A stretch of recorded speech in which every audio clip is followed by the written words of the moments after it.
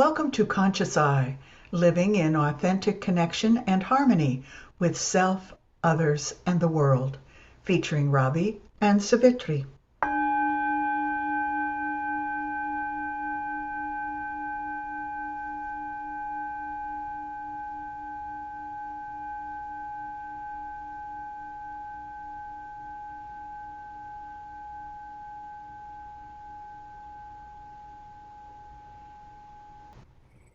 Hello, Savitri. Hello, Ravi.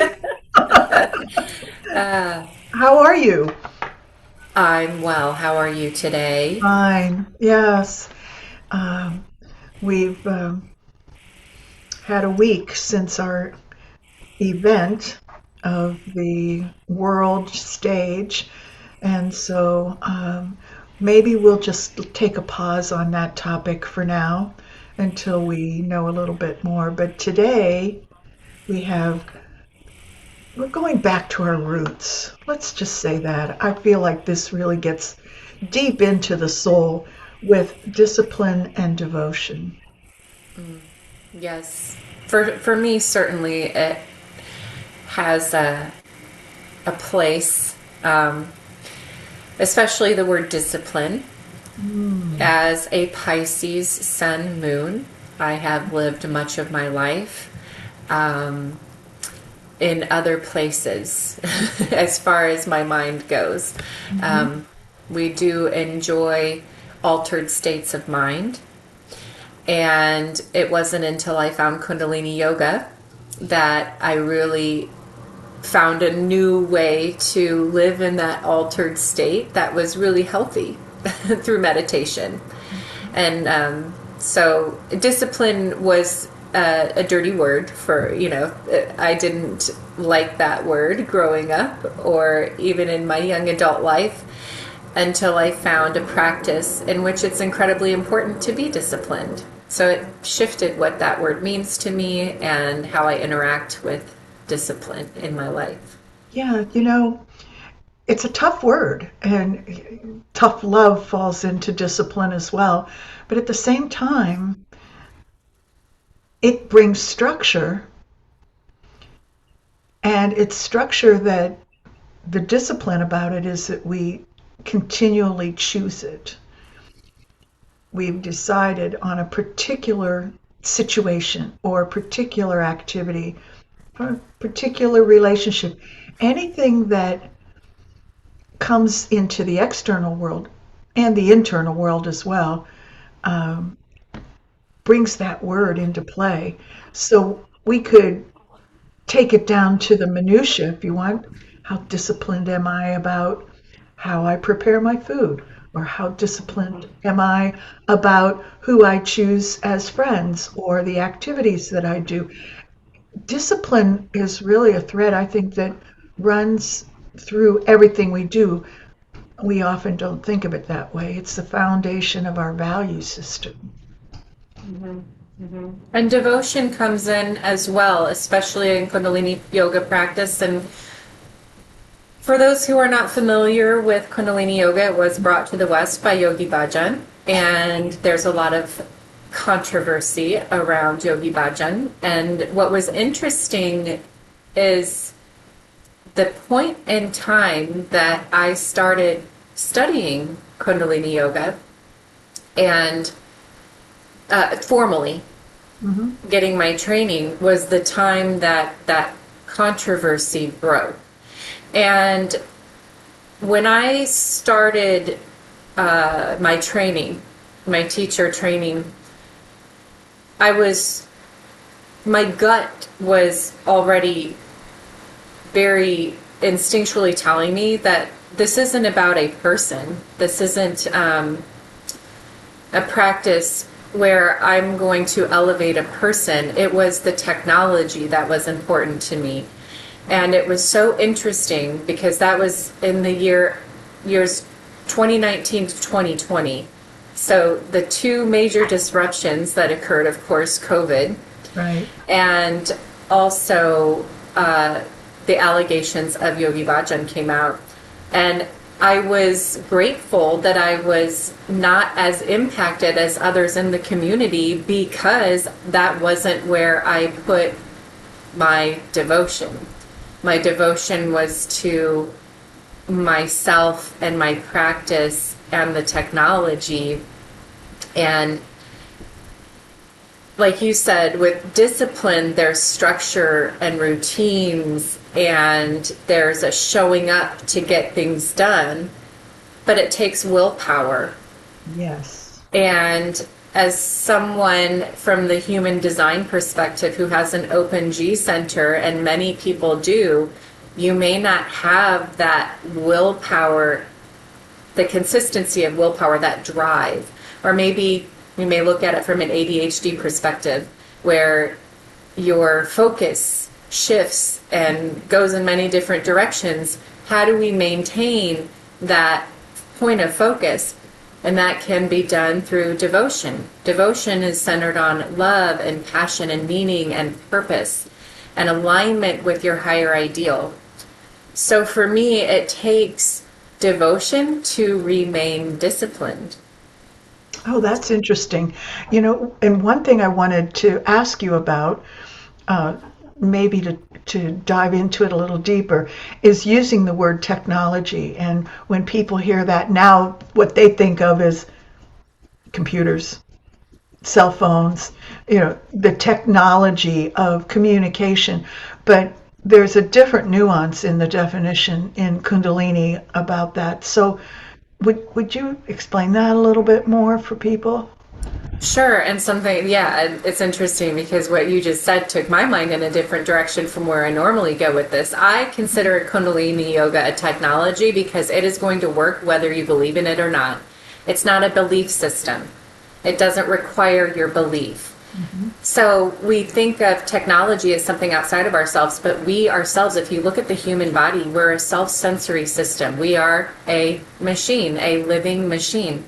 I think it's fascinating when you look at the human body and you look at the circulatory systems and the nervous system, and you look at a computer and how it's set up and operates, they look very similar. Yes. We are the ultimate technology. Mm-hmm. And we are also a living machine. Just like you have to care for your vehicle, if you're driving a car, you have to maintain it. You have to maintain its fluid systems. You have to give it gas to keep running. It needs oil to function properly. You need to feed your body the appropriate nourishment and nutrients in order to keep functioning. We need to exercise our body. If you leave a vehicle sit in a garage for years and years, it's not going to start.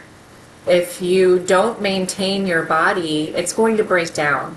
Mm-hmm. So there's that parallel where truly we are a living machine. We are a self-sensory system that we can tune up and tune into through this practice, this technology, which is a system that doesn't take belief to be impactful or powerful or useful.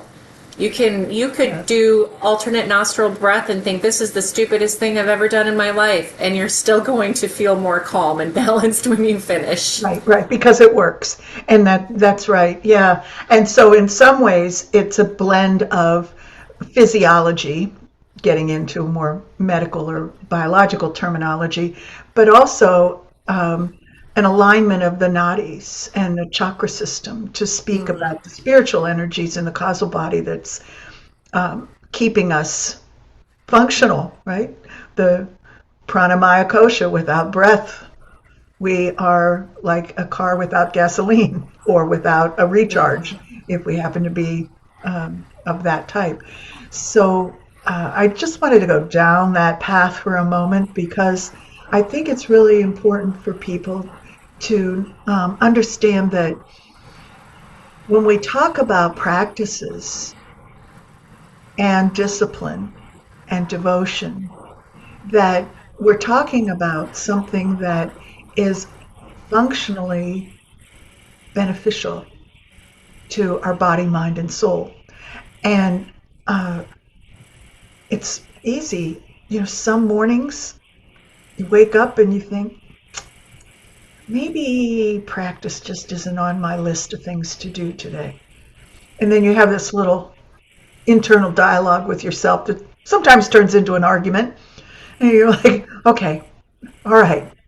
It's easier just to get up and do it and put the mind at rest and go there. So it's about promises and commitments that you make to yourself about how you live your life. So we're talking about lifestyle, and that word gets kicked around a lot.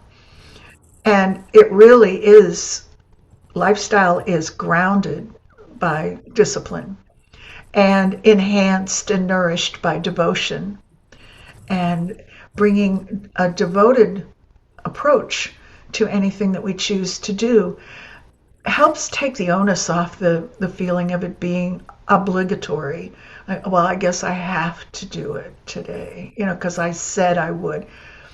And that, I think, how does that work into the technology? It seems like it would defeat the purpose of having a disciplined approach if you're meeting it with that type of emotional response. I think there's a balance. Something that came up for me and, reviewing for today and this topic, this conversation is, I think there's a play and a balance of masculine and feminine values with discipline and devotion. And so if we don't balance those, we do need self-control, we do need willpower, that consistency, fulfilling checklists. That's the devotion side of things. That's the more masculine energy. It can feel like force. It can feel like obligation. But it also can build strength when we do things that we don't feel like doing, but we stay consistent and we stay diligent and disciplined and do those things. We can build strength. But if we push ourselves so hard, it defeats the purpose of the practice. Agreed. It becomes something just to check off the list instead of being something that feeds us and nourishes us. For me, how I found balance in that is to welcome more of that feminine energy. So maybe I don't give 110% in my practice. Maybe I just roll out of bed and I do my meditation that I do, and I do it with my whole heart, but I don't have to put in 110% of my physical body. I can soften and be a little gentler with my actions and how I treat my body. I can use my intuition to determine how much energy I need to put in.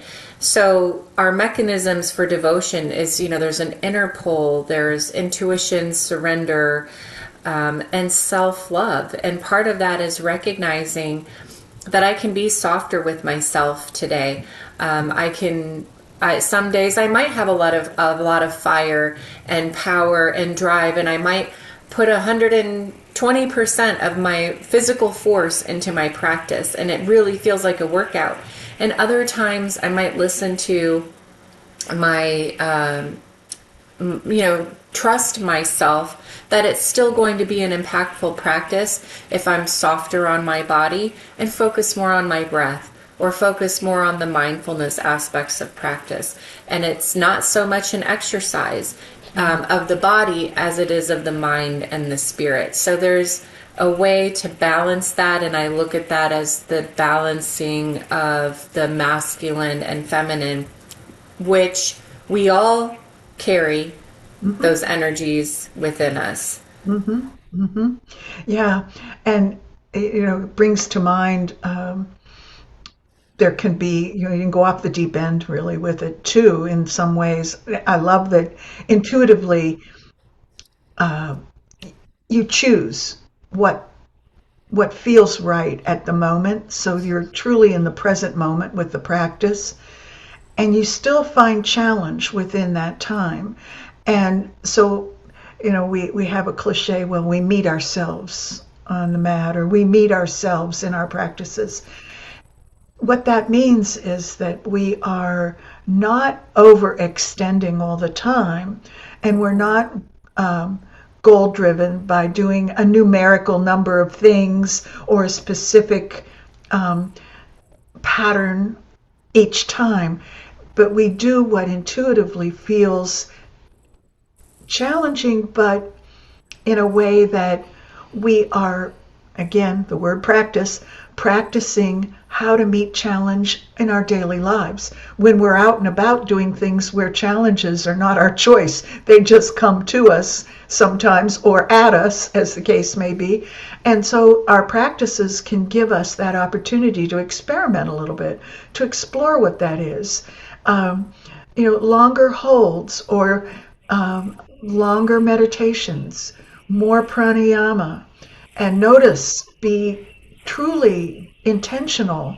And I'll use the word mindful, even though it's a wonderful word. It's around so much that sometimes we don't get the depth of that word, but really mindful and aware, observing all of the intricacies of the practices that we do.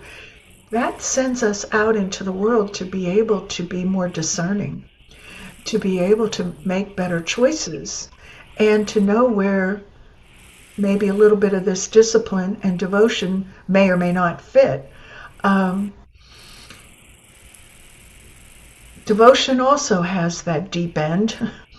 And you mentioned Yogi Bhajan, and there are others. We could probably name dozens of um, other opportunities for things to be a little more cult like and a little more out of the value system of what, in other words, not walking the talk, so to speak. Mm-hmm. And those things happen when devotion gets out of what you said, out of balance. The devotion becomes all encompassing to the point where you lose the attribute of discernment. So keeping things in a balance and intuitively practicing. So it may not be the same thing every day.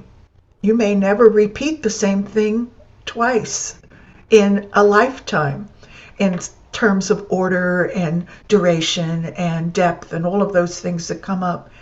And some days things will be very distracting. And there just isn't any way to capture that mind and get it where it needs to be, where you want it to be, so to speak. And but following the intuition, and that too is okay, because that means that the mind is just not tuned in for that time, and rather than getting frustrated and angry about it and feel like a failure because practice didn't go well, I couldn't meditate today, couldn't get my mind happening where it needed to be, that's just another experience in the way that we as humans are living our lives. So if we back it up and look at it as a lifestyle choice, then all of the discipline that we do in our life, how we get dressed, what we choose to wear, our gestures, our words, all those things are foundationally grounded in discipline. We may not think of it that way, but we know what happens when we are out of discipline. We say things maybe that we didn't mean to say, and we get a reaction that is stunning or shocking. So we're always learning, and we're always fine tuning our ability to be disciplined in our life, which is a core principle for our dharmic path, too. Yeah. And that idea of devotion, when you come to a practice, or whether when maybe it's a religious path or a spiritual path that you're on, and we often, especially when we're new to the path, we're looking to teachers, and that we see that across religions. You've got Jesus and Buddha and Muhammad and all of the myriad of teachers that you can follow. But true devotion, how I've come to understand it, is being devoted to your highest self, Yes. being Love that. devoted to your purpose, in alignment with your dharmic path. so we can honor those teachers and traditions, but we're not beholden to them at all times. The most important aspect of devotion, or focus of devotion, is your highest self, is you. And to me, also, devotion is what makes discipline sustainable, because you are, if it's all discipline and it's production based and accomplishment based, and that's all there is, that's when we reach burnout, and we start to break down. It starts to break down the body. So just, it's catabolic energy. We start to produce, even if you think of it on a physical level, your body starts to, if you are so dedicated to exercise and you never give your body a break, you're producing your catabolic energy. It's producing, what is the chemicals I'm looking for? The The lactic acid in the muscles and other toxins that are byproducts of the physiology of our system. Yeah. And cortisol. Cortisol is another one. And, you're just, and when you are able to relax into your practice, whatever it may be, and be gentle with yourself, you're creating anabolic, or, generative energy, and building up not only your metaphysical body, but your physical body as well.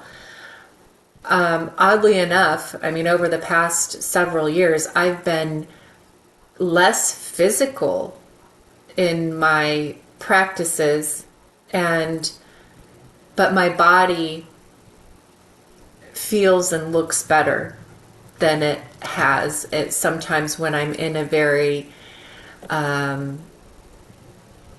disciplined and heavy or hard practice or exercise routine. So that begins to open the door to some of our upcoming episodes.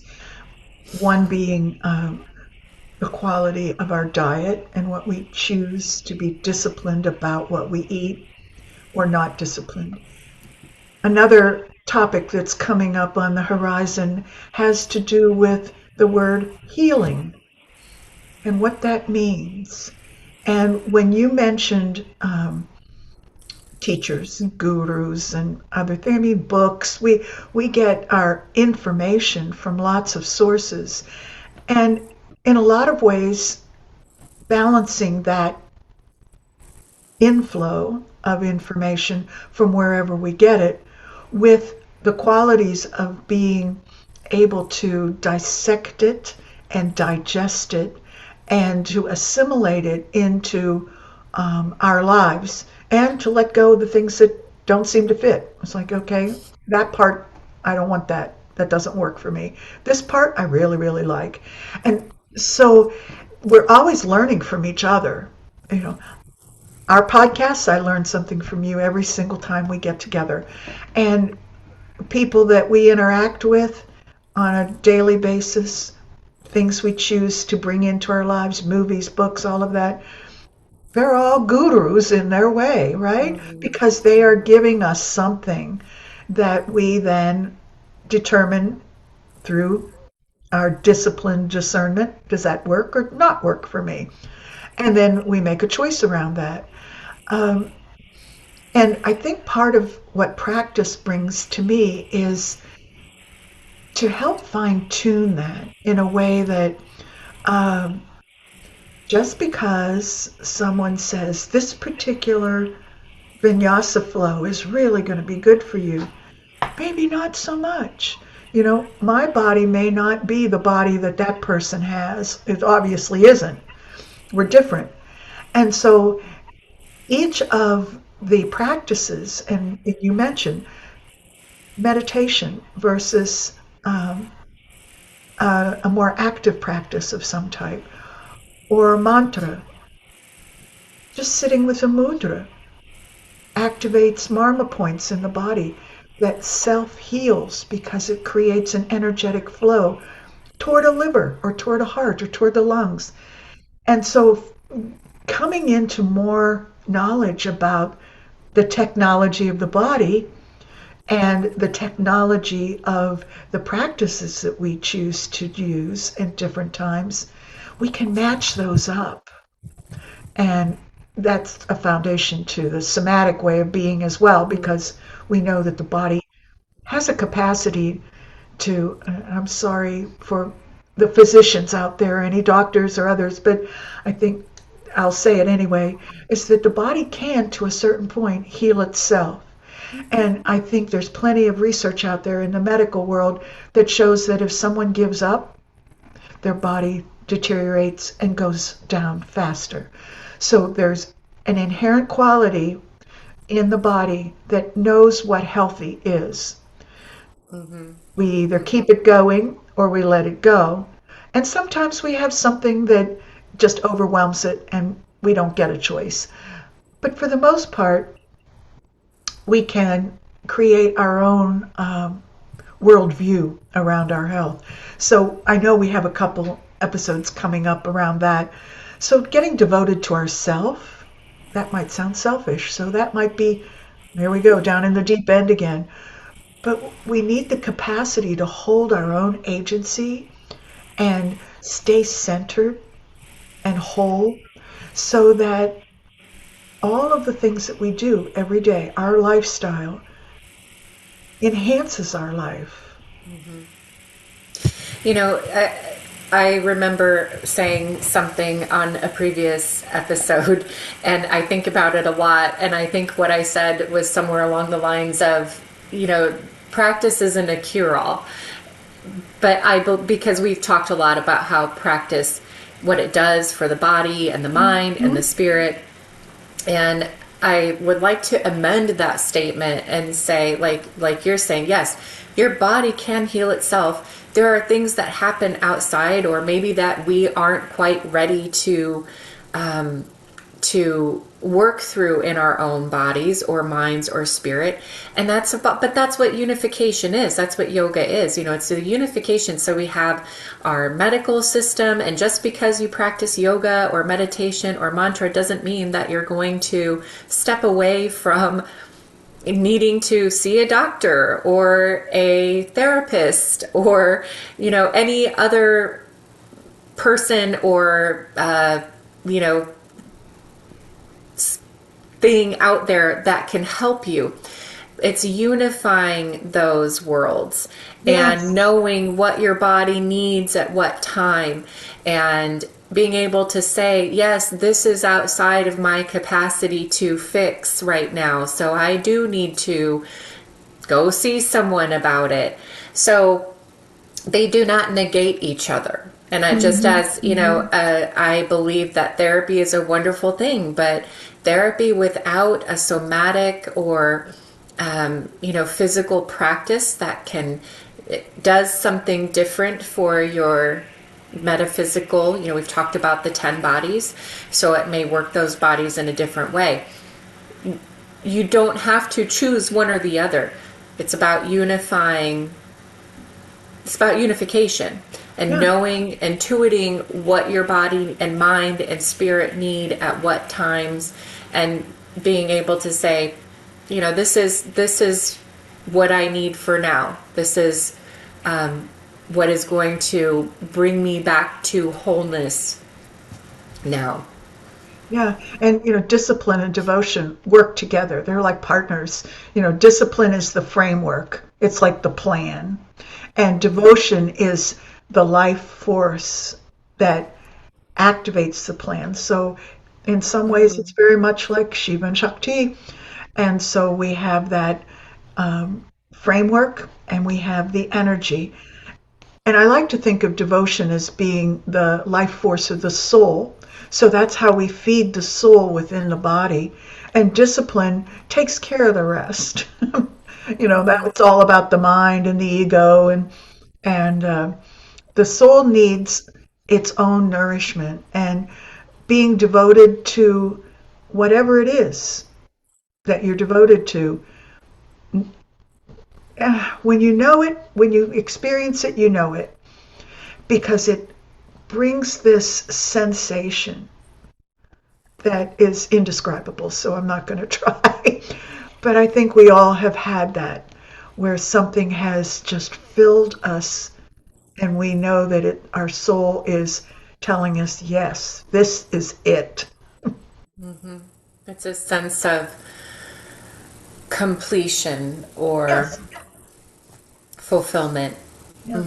like that missing piece of the puzzle.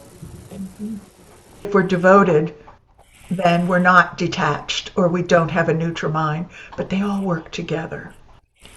And devotion is its own thing. Yeah, I think they go hand in hand. I mean, discipline without devotion can lead to automation and burnout, and devotion without discipline can sometimes just be feeling without action. I've always said it's called practice for a reason. That's You right. can't just read about it or think about it or talk about it and gain from the experience of doing it. But if you're doing it without, there's an enhancement to learning and talking, and you, again, you're getting from others, they're mirroring back to you things that maybe you didn't see, or when you learn about it or read about it, you get turned on to a new way of understanding, a new perspective. So they go hand in hand. Mm-hmm. One without the other just isn't as effective. Right. I can read about skiing, downhill skiing since it's winter here, every day, 24 hours a day if I want to, but I will never know what that really means unless I get out on a ski slope and explore it and experience it. So practice is exactly that. It's good to have the intellectual, but we need the actions and the soul nurturing to make it a complete experience. And then there's no describing it at that point. Right, right. It becomes one of those things that you can talk about it, and then when you really embody it, all you have is words, and that's the best we can describe it. The cliches come in, and you're like, oh, but that's not what it is, but it really is what it is, but that's just the best words I have to describe it. And Yeah. I think, here as we're into a week into our Gregorian New Year, and Right. we think about those intentions that we have set or want to set for ourselves, as we think about how we want to move through this new year, think about balancing in what ways can you balance discipline and devotion. What are you going to devote yourself to? What are you passionate about? What's calling your soul? What are you being pulled towards? And what kind of discipline is necessary to see that through? And when will you know, or what is your cue to know that maybe I'm a little on one side or the other, and I need to bring those into unification and balance those and bring those into balance. Because again, we talked about the year of the fire horse. There's going to be a lot of energy and a lot of volatility. And what is going to benefit us in staying focused and moving forward with intention, but also prevent us from burning out, and what will allow us to be nurtured so that we can sustain that which we're walking towards. Yes. And also avoid injuring the body in Hmm. a way that sometimes could be temporary, but often can be permanent. So, Right, yeah. right. Okay. Yeah. Thank you, everyone. Uh, we went down a couple rabbit holes today, but I would be interested in your comments, what you think about devotion and discipline. Or maybe you haven't had any thoughts about it, or maybe you're emotionally involved in those two words in some way. So leave a comment for us and like and share and send us an Don't email. forget to subscribe if you haven't, and ring the bell so you know when our episodes drop because we always want to see you here and we appreciate you being here. Yeah. So until the next time, namaste. Sat Nam.